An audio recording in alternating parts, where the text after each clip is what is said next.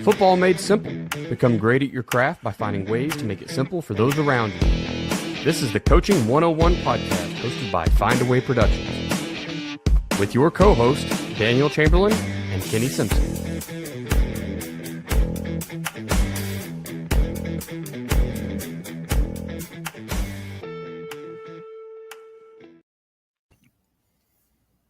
What's happening, coaches?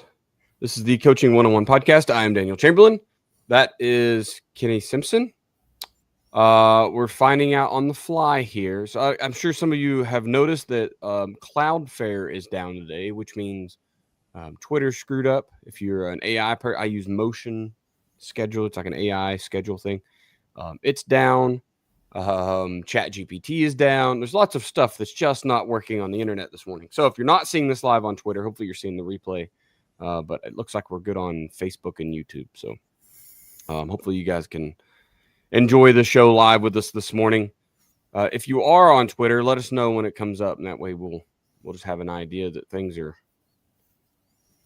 are good to go.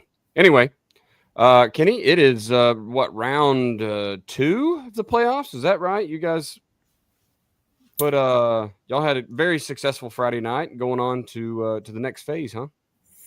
Yeah, anytime you win a playoff game, it's a big deal, and we're able to do that. And as you play the rounds, they just kind of get tougher and tougher. And some years, you play a real tough one early, and we've got a real tough one coming up this week. We're excited for that opportunity, but we understand it's they just kind of get tougher from here on out. Yeah, we were talking pre-recording about your next opponent. It's somebody, they're a little more local to me, and it's good. Like, this is a good time of year because we see it in Oklahoma a lot too, where teams kind of sit in their conference or their district or whatever your state uses, and they kind of bully everybody, right? And then it's great to see everyone get the playoffs, and you finally get to watch those great matchups. Yeah, it's a great time of the year. I don't think you can ask for any more. I got to go watch there's a local team here that I've have been kind of following from a distance for several years. They're always 9-1, 10-0. They're amazing. Coach Bradbury, actually, he came on the podcast.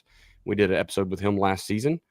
So Brady Bradbury over at Adair, they are having a heck of a year. I think they're 11-0 on the season, and so luckily they get to host again. So we have a local game that we can go to Friday or turn on the live stream or whatever. So, but it's good watching competition. They get to the really good competition now too, just like you guys. Just that second round, man, you kind of got all the guys who snuck in out of the way, and not that that's it's a playoff game. Like you said, it's when you win one, it's great. But now we get to watch kind of like the Goliaths all go at it, right? Yeah, no, I know we're excited, and I've told the kids, I guess yesterday, so you make the playoffs, it's a good year for anybody, and then you win a playoff game, it's a great year. You get to Thanksgiving, it's one of those years you don't forget, and we had one of those last year, and we're trying to have another one this year, and I think that's kind of a benchmark for most schools is you're playing when everybody's eating turkey and celebrating Christmas shopping and all that stuff, and it's a really, really good year no matter what happens. Yeah, I'm for it, man. Well, Coach, we're going to go and jump in today. We're talking about kind of wrapping up the season. I know that your season's still going, and there's a lot of guys that still are, but, a lot of our classifications, Oklahoma, are down to the last 8 teams. So there's, we're not far away I think we're 2 weeks away from some of the state championship games. And so there's a lot of guys who have had to kind of put a bow on the season. And so if you don't have a guideline of how to do that the most effectively or efficiently, that's kind of what we want to talk through today and help you cover the high points. So that way this year doesn't become kind of a roadblock for next year, right? You get to learn from your mistakes made and where you need to make improvement and move on. So that's what we're going to get into. But before we do, Coach, if you don't mind, share some ways a coach can make things simple for his staff and athletes. All right, guys, I'm sure you've all seen this 1,000 times now. I don't know how many episodes we have, not 1,000, but a bunch. We will put in some ads here. We're doing the 7.0 is out, right? It was like buy it today. Yeah. And then the clinic dates. Yeah, now, for this episode too, I think the head coach workbook I've got out would be a good tool. Perfect. Head coach workbook. All right, here we go. All right, Coach, I appreciate that. Hey, as we start working through this episode, if you got your notepad out and you're taking notes, or maybe you're just going to play it through an AI later and let them take notes for you. Coach has got the head coach workbook, and that's something that's over at fbcoachsimpson.com. Coach, tell me how that kind of can help someone organize, this next 9 months till the season gets going again. Yeah, we designed those workbooks as a workbook. It's not a book. It's a workbook that you go through the process. So I think chapter 1 starts off with trying to get a job. So if you're not a head coach already, it's a good chapter to start with about building your resume and kind of going through that. And it's got an example of, what we do. And then it's got a place for you to put in whatever you want to put in. And then the next chapter gets into, okay, you got the job. What are some logistical things you got to do? And kind of walks through a lot of what we're going to talk about today. Then it gets all the way into, okay, now you've got to hire coaches. Now you've got to, set your roster. Now you have to, in season, you got to deal with travel plans, and you got to deal with practice schedules, and you got to deal with all that stuff. And we give you an example. I use my coach's manual that I use as kind of the example. And then it's several pages where you go through and input how you want to do it. So it's not a do it this way.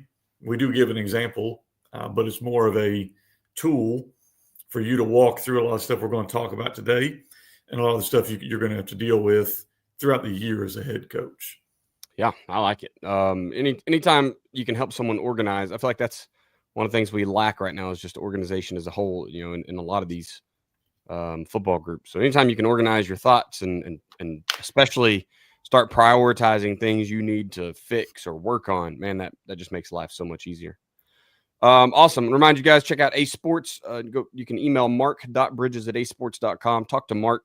I think we get to hook up in Tampa in December, so that's going to be awesome. There's a big AD convention, so you'll be seeing us go live from there. Anytime I'm around those guys, man, I just feel just enthused. They are amazing guys to be around. Kenny's worked with them multiple times now. 2 different schools you've put up a video board. Lots of people that in our social circles have put up video boards, and it's always a success story. I think he was at like 93% of schools have that bad boy paid off before the first bill is even due. So, I mean, what they have going on, they get the board in, they help you fundraise it. So this is kind of a good episode to think about things like that too. Where can we go to improve the funding for next year or improve the environment? And fortunately, the video boards from Ace Sports do both things at once. They help you earn monies, and they are going to greatly improve the environment at your stadium. So, or basketball or baseball or whatever you've got going on. All of them at once if you want. You can kind of make things work. Also, don't forget about Winning Edge Performance Analytics. Go talk to Doug. I believe he drops his email in the clip whenever he does the ad. So if it's not on this one yet, you can go check it on the last one. Get with Doug and talk about how his first year went using the system. And I know he's got a bunch of coaches that kind of trial and errored it. So, what benefits did guys find from it? I think it's a great place to start. Clinic dates. I know we have some gun tea clinic coming up January, very early, right before AFCA. Going to be there in Charlotte. And then kind of where are we going from there, Coach? Yeah, I kind of picked warm weather places in January because I'm kind of a baby. So Charlotte in January, then we go to San Diego. So San Diego will be another one. And then we have, I think the next one's a national clinic here in Arkansas. Already got a bunch of people signed up for that one. So that one's, going to be one that may hit a capacity. So if you are interested in doing clinics, I'd recommend signing up as early as you can. We can do school POs and all that stuff. And so you can reserve your spot, bring a check later. We can work with whatever. Then as we get into February, going to Sacramento. I think we're going to Houston. There's another one I can't think of in February as well. Then I know in March, as we kind of get a little bit warmer, hopefully, you've got Boston will be one. We got Wisconsin. We got Minneapolis. So there's a lot of ones coming up. So a lot of opportunities to see the gun tea. Again, I recommend every year. We've got 2 at least new complete presentations I'll be doing at these with all the new stuff we're doing. Yeah. But I think it's also good to see all the basics and how we've modified and adjusted year to year. And then we'll have player demo at all of them. And then I'm working right now to secure what I call like local flavor. Some guy who's run the gun tee or done something in that world who's had success. So you can hear a different voice and how they've used this offense to help them. That's awesome. I've been to, I don't know, probably 10 of these things now, and I still find myself in the front row unless I happen to be speaking in another room, I'm up there trying to take notes and learn stuff, because you think you got it all year one. You come back year two and you're like, man, there's so much more to add to this, right? Whether it be, I don't know, it's just the RPOs or the plays you're running or how you're blocking certain things, because we all get home and get back to what we know, and right, we don't all block gap scheme the same way, or our blocking rules are different. And you get back and you're like, you know what, that probably would have simplified. Here's an issue I had talking about this episode, right? Here's an issue I had this year. How am I going to fix it? Just follow the system to a T. So, even if you've already been to one, guys, I highly recommend you get back to another gun tee clinic. They're always evolving, and like I said, you'll find yourself still taking notes on the basics. So, excellent stuff. Last thing before we move on here, Coach, is the Gun Tee 7.0 manual just came out, right? It's dropped. It's live on all the websites, wherever you want to get it. It did. It's pretty cool. It was a bestseller. It still is, I think, on Amazon. So if you're a guy that likes to buy on Amazon, go for it. If you want to buy it on the website, it's over at fbcoachsimpson.com. And, I think we've almost sold out of our first batch. So my wife, orders them in 200 or whatever she gets them. We got to wait for them to get to us, and then we put them up and we sell them. That batch, I think it's if it's not gone, we're already working on getting the second one ordered. But it's all the updates. So it's some new RPO. I put a lot of pod stuff. A lot of guys asked about how we do pod work. Got a couple new pass schemes we're doing. I think even on social media, I've been putting a lot of our what we call flash motion, where that back is a quick shuffle motion that we've added into our offense. It really, I think, simplified a lot of our RPO game and really helped us out. I love it. I look forward to digging into that one as well. I like to see all the additions every year, see how we can copy them and weaponize more of our offense, right? All right, man, let's jump in here. So part one, so we are talking about season closeout, kind of wrapping things up. And so I guess the first question has to be kind of, what are those important steps? What are the things that as a head coach or maybe a coordinator, whatever it is, what are we looking to do? What are the important things we can't forget this offseason as we try to close out here? Well, hopefully, as I've gotten older, I've kind of started taking notes during the season, because a lot of times it's hard to remember back to whatever happened. So hopefully, you have some notes you can go back and kind of look at. If you don't, though, you want to try to evaluate as objectively as you can. You don't want to evaluate right there at the end of like maybe a heartbreaking loss or a thrilling win or whatever, because you're not going to get a real accurate picture. So want to try to evaluate as objectively as you can. And as a head coach, your job is to evaluate everybody. So we'll start off with the other people, and then we'll look at yourself, because ultimately you got to evaluate everybody. I think you have to, number one, evaluate your staff. Your staff, what did your staff do well? Each individual coach, where do they make improvements? Where do they need to make improvements? What are some things you can do to help that happen? We'll talk about that on the second question, but evaluate your staff and kind of see, where are we? Which guys we need to keep on the bus, move seats, that kind of stuff. I think you have to evaluate your players. Obviously your senior class kind of different because, they're moving on. So you don't have to evaluate them as much.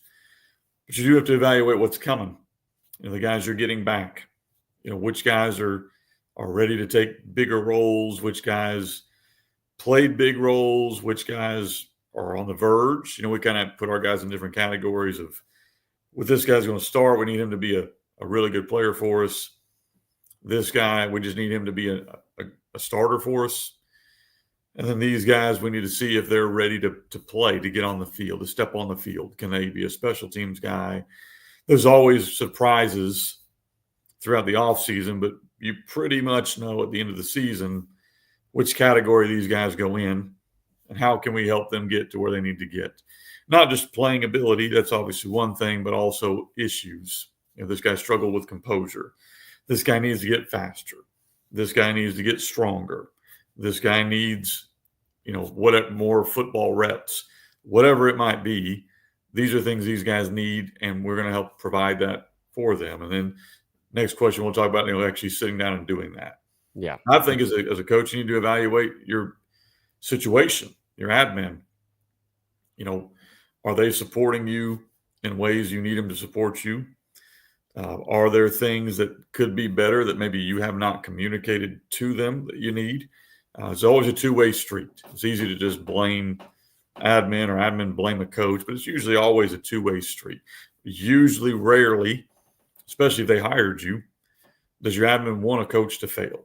There are circumstances where you got terrible admin, and I'm not going to deal with those because you kind of know if you have those or don't have those. Right. But for the most part, I'd say 90% of the time, the admin wants you to succeed. So what are some things in communication we can do to help that happen? What are some needs you have that they can help with? What are some areas that you can be better to help them with? And so there's always that needs to be addressed. Then I think you look at yourself. What did I do wrong? What did I do right? What are things I can continue to improve with? And there's always something. What are some things we want to continue to build on? So things that we did well that we want to build on. What are some things that maybe I did well that didn't even matter? I know a lot of times as a head coach, you do things that you think are really important and it doesn't even really matter. So why spend a lot of time on that if it's not going to help you achieve whatever you want to achieve? That's kind of my mindset. I know other guys are different. Like, real quick, small example, a clean desk. Some guys would say you have to have that to be successful. I'm looking at mine right now. It's not. That's not a thing in my life, I assure you. So to me, it's a preference. It's okay to be good there, but is that ultimately going to help you win? Is that ultimately going to help you, reach kids? If the answer is no, that needs to be, there's nothing wrong with having a clean desk, but it doesn't need to be a priority. Move on to the priorities. And then if you have that preference, that's fine. And I think as a head coach, too many times do we major in minors and minor in majors. And I think we need to make sure we understand what's important, major in that, and then your preferences, you're the head coach, do what you want. But we probably don't need to spend a lot of time on that stuff. I think you've got to evaluate what's fixable. What did we do wrong as a staff that we can fix? For example, if you're evaluating your offense, how many times did you self-inflict harm? Penalties, turnovers, missing assignments. Those are fixable. You can fix those things. So those are things we can fix. Defensively, misalignments. Okay. Some people put missed tackles there. I think you can improve in tackling. Sometimes I think genetics is part of tackling. So you have to kind of the fine line there. Yeah. But we can always line up right. We can always run the correct coverage. As a head coach, were our practices organized? Could I be better in that area? Was our discipline structure with our kids organized? Could I be better? Was our communication with our parents and admin good? Could I be better? Those are all fixable things. You can fix all those things, okay? Then you have to look at what's not fixable. Talent. Talent is not fixable. You can make kids better, but genetically, unless you go recruit or you get a move in or you get whatever, probably not fixable. Admin, you can ask for help, but they're your boss. You're not their boss. So probably not something you can fix. Okay. Situation with demographics of your school, whether you're dealing with issues with, single parents, or you're dealing with a poor district, or you're dealing with fill in the blank. You probably can't fix that, at least short term. You can't fix that stuff. Okay. Then you have to make a decision. Are you okay staying where you are, knowing what I can fix and what I can't fix? Because what you don't want is to get in the mindset of making excuses or being bitter about things you can't fix. So your choice is that is what it is. Focus on what you can fix or look at other options. And you have that right. Every coach has that right. So you have to kind of make that decision. I think you need to make it relatively early. Like as a coach, you need to kind of know, okay, I'm going to explore other options, or I think I can fix my current situation to where I would be satisfied. Okay. I think you have to do inventory and all that kind of stuff. And I'm not going to let Daniel's probably better at that because of military background, but I do think it's important to be detailed in what we have and what we don't have. And so you're not having to deal with those issues come August where you don't have enough footballs or helmets or equipment or whatever it might be. Same thing with the weight room. Like, what do we have and what do we need? Okay. I would delegate that if possible. Like if you have a guy on your staff or guys on your staff that are good, that's a job I would try to delegate because you're probably having to deal with more people issues as a head coach. You can find a coach or two that might be able to deal with those issues for you. Okay, now if you do delegate that, you got to trust them and you got to empower them to, hey, if we're short, go find me a replacement. Give them that authority. I think you have to honor your team regardless of the record. 0-10, we had a banquet for our team. 10-0, we had a banquet for our team. We honored our kids both ways. They finished playing for you. They're in good standing with the team. They deserve to have some kind of ceremony, banquet, something that you tell them how much you appreciate them. I would recommend a banquet. That's usually the easiest way to do it, or an awards banquet, or whatever you want to call it. But saying we weren't very good, they don't deserve one is not a good answer. Like, you still honor the kids that were there for you that finished the season. And I think too many times as coaches, we don't do that. I think it's important you start to meet with coaches, obviously, and players once you've done that evaluation of areas. Hey, here's what I think we got to get you better at. What do you think? What are some ways we can do this together? Because we want it to be collaborative. If I go to a player, you got to get stronger, and we don't collaboratively come up with a plan for how he's going to get stronger, then I've not done him any favors. Or you got to get stronger, we're going to hammer you in the weight room. Well, that player needs to be on board with that. Like, you can force things, but it's going to go a lot better if together you have a plan you've set up. And that takes time. That takes a lot of time. So as a head coach, I think it's important you meet with every player and go through, and every coach. Try to get those done as soon as possible. And then I think a lot of times you got to figure out areas that we've got to develop in general. That's where you start to figure out scheme changes that might need to occur. Like, we're not big. We can get them bigger, but we're going to be small. Or we're not fast. We can make them faster, but we're not going to be as fast as who we play. Then at that point, you can evaluate your scheme. Like, what can we run that will offset our weaknesses and show off our strengths? So in my mind, that's kind of what you're looking for. Again, if you're still playing like we are, I'd recommend taking notes as you go, so this process is a little quicker at the end. For sure.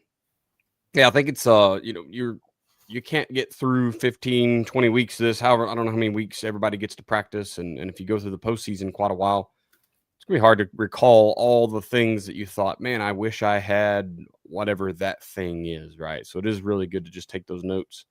Because at the end, I feel like you're going to be wanting X's and O's. I feel like that's what everybody looks at. It's either player talent or X's and O's. And those are two things you either can't change or probably shouldn't change unless it's just an absolute failure of a system, and you're just kind of out there running plays at random, drawing up stuff in the dirt or whatever. So make sure you're taking notes on all the little things you needed.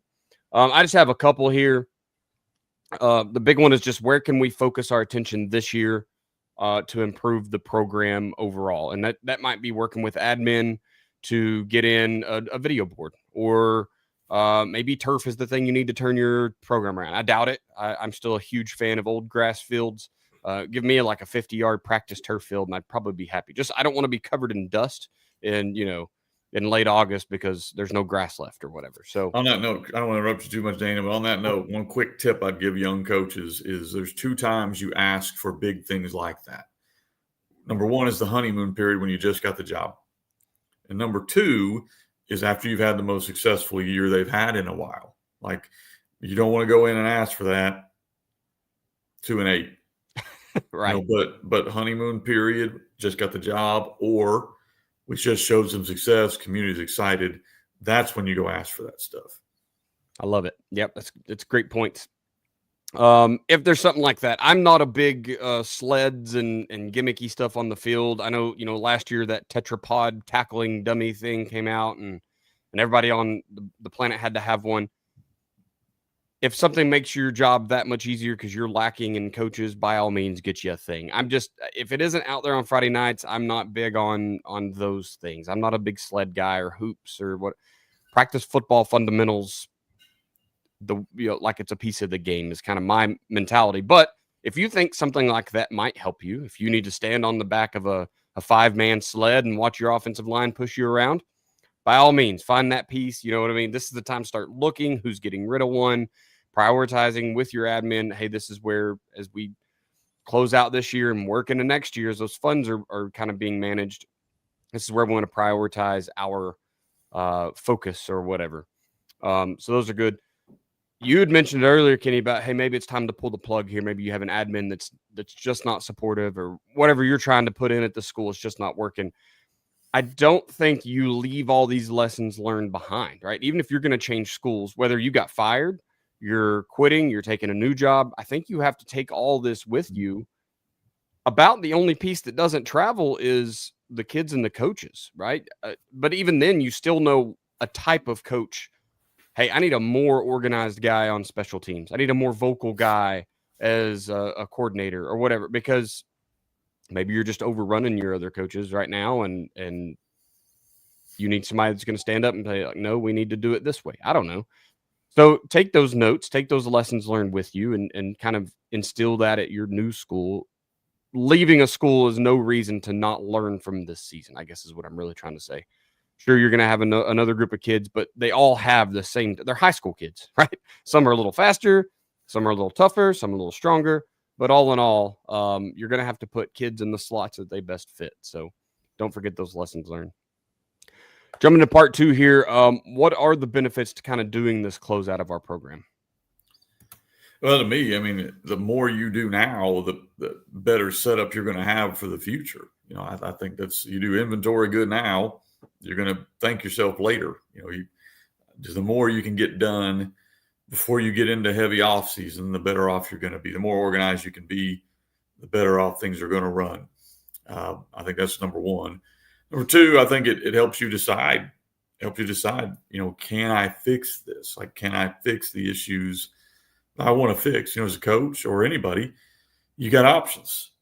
And I'm a big advocate of don't be somewhere where you're not going to be the best you can be for the kids because you wish you were somewhere else. Like, that's how you feel, and man, go somewhere else. Like, that's fine. But if we're going to be here, then let's try to be as happy as we can with what we have. And I think a lot of the way you do that is, when you go from year 1 to year 2 or year 2 to 3 or whenever it is, those transition times, that's your chance to make the changes you want to make. So as a coach, that's your opportunity. You want to change the offense, that's the time to do it, not in the middle of the season. Right. You want to change the defense, you want to change the off-season program, you want to change the way you handle, coming in and out of the locker room. You want to change the way you, organize your practices. You want to change the way you do coaches meetings. You want to change the way you have the authority to do all of that stuff. off season is the time to do that, and it gives you a lot more time of reflection. Doing it in the middle of the season or in the summer or whenever, when you don't have as much time to reflect on it, generally leads to a quick change that isn't going to be very successful. So you got time now. If I want to do something different where I can really explore it, become an expert at it, and then do it. So I think it's important that you spend that time to do that. I think it's big that, for me, you're constantly communicating with your coaches, with your players throughout this process, and that they're part of whatever it is. And the good part about off season is there's not a rush. There's not a rush here. You have time to slowly implement things. You have time to look at things. You have time to evaluate things, and you don't have to use all of them. So a lot of times we will look at 4 or 5 changes that the kids want to do and that we might want to do in the scheme, or we might want to do in just how we do things. And then visit again a month later and go, all right, we want to keep these things and we want to get rid of these things. And so you have time during the off season to do that. I think the off season needs to be a time where everyone is a winner. Right now, a lot of teams are finishing their season, they didn't win. But during the off season, everybody's undefeated. So we need to take advantage of bringing that kind of energy, that kind of excitement to our program. I do think the off season is the off season for a reason. I'm not a big advocate of 2-hour off season stuff in January, February, March. I'm tired right now. And I think if I had been doing that stuff in March, I would be exhausted. Right. So I think you need to keep it. Let's be efficient with what we do, and let's make sure we are building our team camaraderie. But I don't understand. Again, I'm not a coach of another sport, so I don't understand a spring sport practicing in November or a fall sport practicing in February. I just don't understand that. I think you're setting yourself and your kids up to be burned out. I think it's important. Hey, get it together. Let's build our camaraderie. Let's work on getting better. But if I can throw a 15-yard comeback route in February, okay, great. But we can do that stuff in May or April, and not have our kid coming up at 6 a.m. in the morning. We're not a collegiate program where we're going to bring our guys up at 6 a.m. and 9 months out of the year. And I'm sure there are programs that do that are successful. And if you do, good for you. I don't think that's the reason you're successful. I just think you have a good program. So to me, let off season be off season. Get what you need to get done. But kids, let's make Fridays fun and get them out of here early. Let's do things where we're getting them out at the bell, and let's do things where our kids can have an off season. Otherwise, you're going to basically make football a year-round sport, and I don't think that's healthy for anybody. Yeah. You made good points there. A lot of Oklahoma schools, we have in school weightlifting periods, I guess, because we've kind of bought into that physical health helps mental health, and of course we can always improve that for our high school kids. So I know not everyone has that. So if you don't have that, if you are having to stay after school, I'm sure there's a little bit of a period there where you're you want to be away from everybody. Yep, y'all go home. We don't need you. And then you start adding it back in little by little. I don't know what that looks like. We get that 45-minute period or 55, whatever it is, to kind of see the kids. All the baseball kids go play baseball. The basketball kids go over there. The wrestlers go disappear, and you kind of get who's staying. Make sure you have a program ready for them, right? So as you're wrapping up this season, make sure you have that off season prioritized, organized, ready to go, so that you can take advantage of the time you have them. But like you said, Kenny, I don't think it needs to be football season again. This isn't January of football season for 2026. Just relax. Let them have some time to decompress. We all need that. And one other little thing I'd say is, I make sure I go attend a wrestling match or a basketball game or a bowling match or a baseball game or a track meet. I ask my coaches to try to go to one. Yeah. You don't have to go to all of them, but let's make sure you showed your face at a basketball game or a whatever else, because we've got a lot of kids that play. We got a lot of coaches that We want to support them, and I think it's important that you show the community, hey, I'm not just in this for football. Yeah. The kids like that support too. They want to know that I talk about relationships a ton, relationships over everything kind of guy, but that doesn't mean that, hey, we're going to build this relationship in the fall and then, playoffs is over, we're out. I don't talk to you again until it's time to strap it back on for spring practice or whatever, right? Like, you got to keep nurturing that relationship. But honestly, just being there to support those kids, they're going to go through other trials and tribulations. They may need to bounce ideas off of you or whatever. Finishing up here in part 2, I just think this is a great place to open up just free communication, right? I've been the guy that felt restricted in office, couldn't talk, or felt like I was interrupting the flow because, I mean, let's just be honest. Once it's kind of, you get into that fall camp, there's kind of a pecking order and guys do things a certain way, and you don't want to interrupt that flow. You don't want to be the guy that's like, hey, we could do practice different on Wednesdays here or whatever, especially if you're not a decision maker. So this is a great place to kind of open that up. What does anyone have to talk about that they didn't feel comfortable talking about throughout the season? Whatever it may be, maybe a warm-up drill for the quarterbacks, or, we love a certain one at Bristow. We use bands and baseball bats and footballs and all sorts of stuff to get our guys warm. Whatever the thing is, it's a great place to communicate for where we saw a shortcoming from any point of view. Could be the lowest player on the team, right? The third string scout quarterback, and maybe they were just confused, or it could be a coach, right? Maybe a coordinator or someone that's helping you kind of do big things there. So just, I highly recommend you open up communication. This is a time where the stress is gone. We don't have to worry about timelines anymore. Let's just get it all out there. All right. Last piece here. It's kind of a 2-part question. So one is just how to use this end of season to motivate all of your returning players. And then how do you give them a voice to make changes for the future? And I know you already kind of dabbled in that, so I'm excited to see how you're doing it.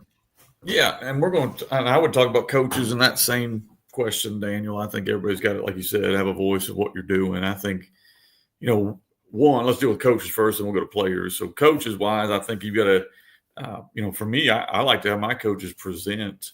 I'm blessed enough where I obviously host a big clinic over here, but where I have them present. If I didn't host a clinic, I would do an in-house clinic, like where we're all going to present what we're looking at doing, set a date, long way off, they got plenty of time, and then we're all going to present for each other. We're going to take a day as a staff. You're going to present to the staff, defensive line, or whatever you're coaching, right. DBs, whatever it's going to be, because I think that's a good way for coaches to voice, hey, here's what I want to do. Here's why I want to do it. Here's the research I've put in. And Daniel, if you presented at a clinic, the guys that are listening get something from it, but the guy who presented learned the most. Yeah. And so that's kind of the secret there of make guys present. The teacher always learns the most because you got to be ready.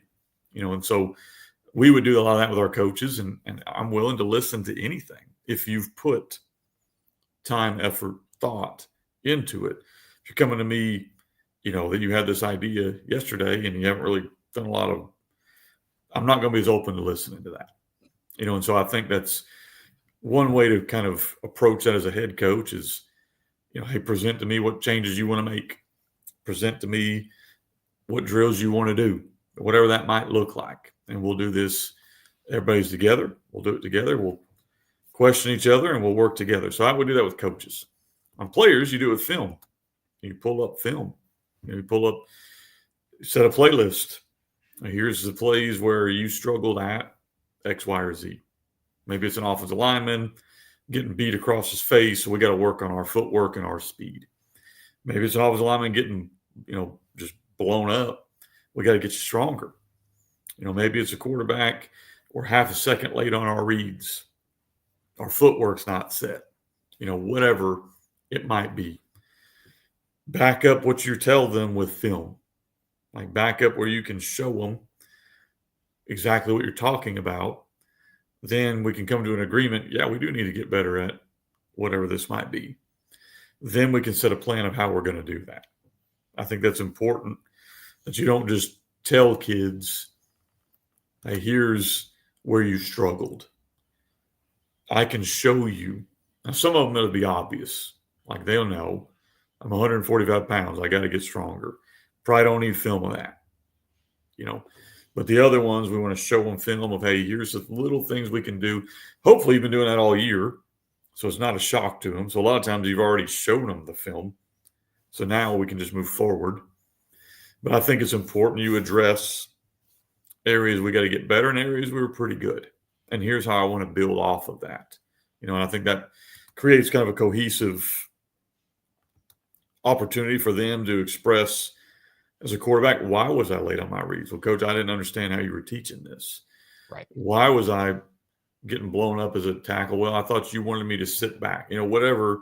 Give them the opportunity then. You know, in the season, they don't have a chance really to make excuses. Just we got to move on and we got to go. Here, we can explore more of the why. Why were we here? Why were we there? Why aren't we gaining weight? It could be I got a problem with vaping. It could be we don't have money at the house to feed me. It could be I stay up till 2 a.m. Like there's a reason that we can dig a little bit deeper during the off season to get to the root of and try to fix that problem. You know, I think you use the weight room or speed work or whatever you're using as your opportunity to develop leaders, let them have a voice in what they're doing. We're blessed here. I think we have the best strength coach in the country, Price Holmes. So I think a lot of people actually use him as a consultant. So we're very blessed. But even within that, I watch Price. He tries to give our players the opportunity to have some leadership. You know, even if it's just a simple call it up on so-and-so or use 6 groups. Here's who's in charge of this group or that group. Try to give your kids the opportunity to have leadership, kind of build some bonding there. I think you build bonding in the weight room, you build bonding on the track, you build bonding, and that there is validity to that. And I think that's important in the off season. You know, try to see what kind of group you've got.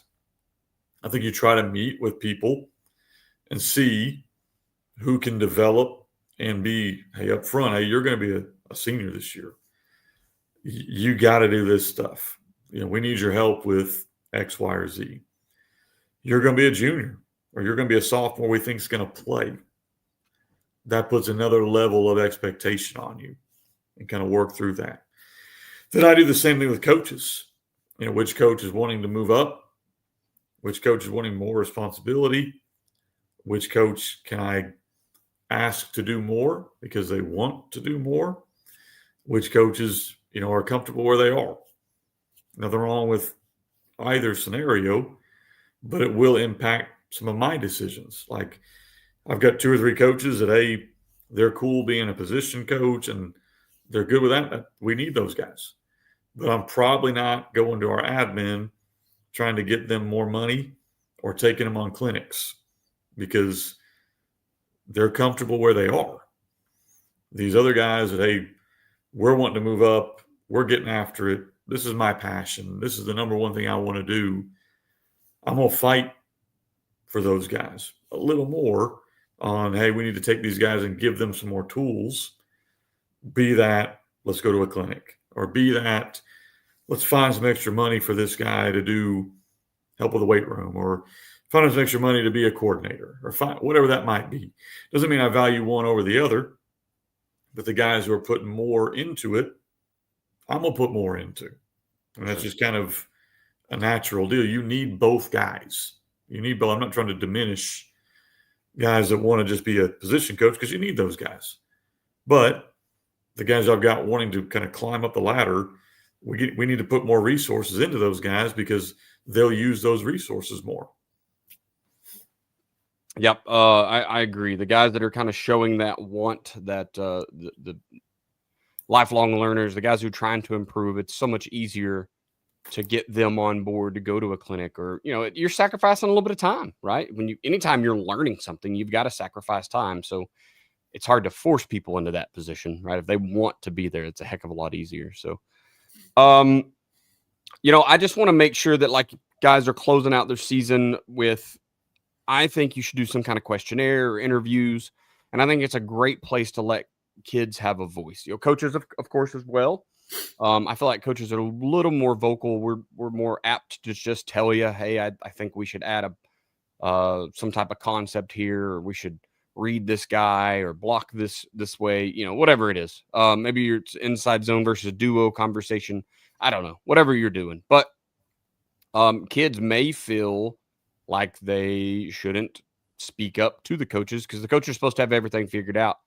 And then we ask them for their opinion on Friday nights and kind of what they're seeing on the field. So this is a great chance to have an interview, have them fill out a questionnaire, and just let them be anonymous and tell you if it's a questionnaire type situation, and let them kind of tell you what they think. I think you can take some of it with a grain of salt. If it's the kid who's always in trouble, who's mad because he's got to be there at a certain time every day, maybe that's not something you're worried about. But if it's, one of your kids is talking about the whatever integrity of the players, there's a thief on the team, or it's, I wish these guys that just because they catch a lot of touchdowns, it doesn't seem like they have to pay attention in practice, or like those kind of culture issues you can definitely get ahead of just by listening to your players in a situation like this. I had another one. Oh, motivation. Obviously, if you're done right now, your season probably didn't go the way you wanted. I don't know anyone who's into. I think I talked to Mike D, the referee, last night, and Jersey just did their group. I guess they win like 9 state championships up there or something. I don't know. Every team can be a champion 3 times if you go deep enough. I don't know. You Jersey guys have to correct us. I'd say, Daniel, there's some teams like we played a team last Friday that had made the playoffs in 6 years. Yeah, they had a great year for they went 1-9 the year before, and this year made the playoffs. So, I think I'm with you. I think most coaches would want more, but there are different levels of success. So now's the time to take those kids and show them, like, this is, maybe you are that team that you played last week, right? And hey, we got over the hump this year, made the playoffs. Now we're going to use that to motivate them to get back in the weight room. Look how much better we could be. Let's go look at our losses. What really beat us? Was it poor alignment? Then we need to be studying our scheme a little bit more this offseason. I mean, you got to have practice, like you said, Kenny, but there's nothing wrong with taking the playbook home in January, February, March and just going over your position stuff. Asking coaches, make yourself available to them, right? Maybe they just got pushed around. It's a great way to motivate them to get in the weight room. Like, hey, you want to turn that 6 wins into 8? You got to show up every day. Now we need consistency in the weight room. It's said all the time, right? You really win. Your season wins happen in the spring and in the summer. Nothing wrong with prepping yourself. Look, that first 3 weeks of summer pride can be pretty tough on some kids if they didn't do anything all spring. And sure, they're going to get their newbie gains. They're going to be sore. They don't want to come because it hurts so bad, right? So why not stay conditioned, right? What's the old get ready and stay ready? It's time to be ready. You don't have to get ready. Kind of put that into them. And so it's a great chance right now to motivate them. You have a chance where they're like a little bit probably disappointed. Things didn't go the way they wanted.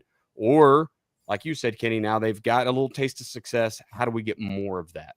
And so I think it's a great chance to motivate them to get back in, keep one foot in it. And let's not just quit sports from January to June and think that we're going to jump back in and be successful again next year. Yeah, great time to turn a culture. Yeah. Last little point I want to make, I know we're about to jump into whatever, but I would highly encourage, we want our kids to do another sport.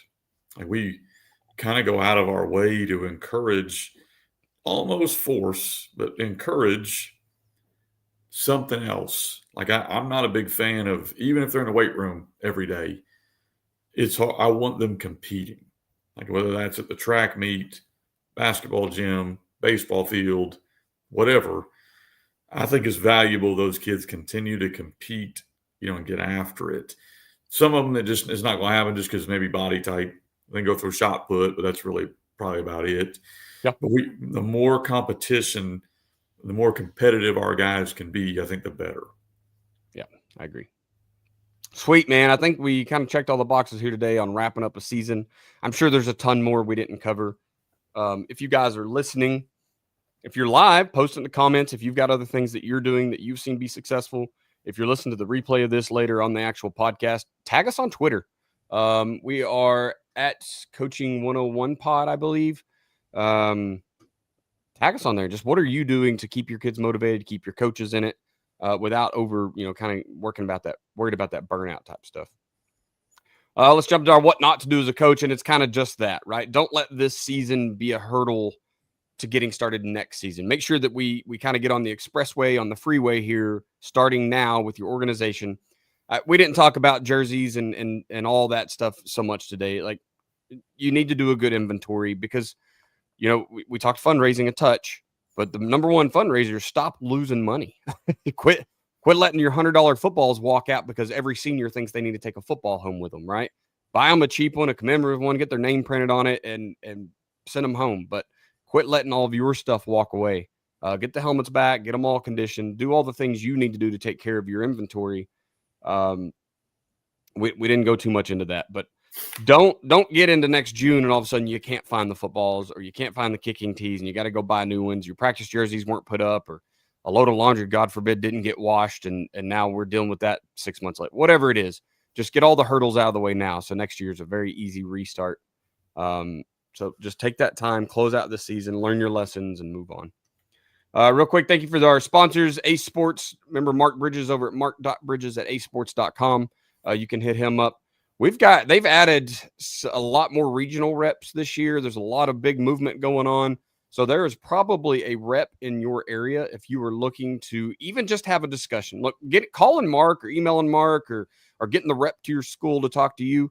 That's not a commitment to buy a board. Okay. They are very much in the let's see how we can help you. And if it's not your cup of tea, you can walk away. I think it will be, though. I think once you get them in and you see what they can do for you and understand it doesn't matter what size school you're at, those guys are there to hold your hand and help you get through that first couple of years and teach you how to really use ad revenue to help your program. Mark.bridges@acesports.com. And then talk to Doug, Winning Edge Performance Analytics. If you're a guy that used Winning Edge Performance, a WIPA, I think he's calling it now. If you're a guy that used it, please do make contacts with those lessons learned on it as well, right? There's nothing wrong with closing out the season with him as well. It'll help him make a better product in the future. All right, go get those books. The Gun T 7.0 is available. The head coaching workbook is a great one. If you're a coordinator, go find the coordinator workbook. That's okay, right? It'll help you, whatever you need to organize your stuff. FBCoachSimpson.com. Go check that stuff out. Social media, I am at Coach Chambo OK on Twitter/X, which I believe is up and running now. We didn't get any comments from there, but it looks like we're live there with several people watching, so that's good. You can email me at chamberlainfootballconsulting@gmail.com and check out the YouTube. Coach, where are you at? All things FB Coach Simpson. So at FB Coach Simpson on Twitter, fbcoachsimpson@gmail.com, or fbcoachsimpson.com. Again, that head coach workbook, still listening, would be a really good tool to kind of help in a lot of these things. That's over at fbcoachsimpson.com. Love it. Podcast at Coaching101pod on Twitter/X. Remember, tag us on some stuff. It's a great chance to get started in the off season, kind of working with other coaches. If we get enough of y'all tagging stuff up, we'll start a little group and we'll have some communication about it there. Want to thank you for being a listener of the Coaching 101 podcast. We hope you'll join us next week as we continue to make the complex more simple. Please consider subscribing to the show so you'll always know when the new episodes are out. We'll leave you with this. It's hard to beat someone who never gives up. No matter the situation, find a way.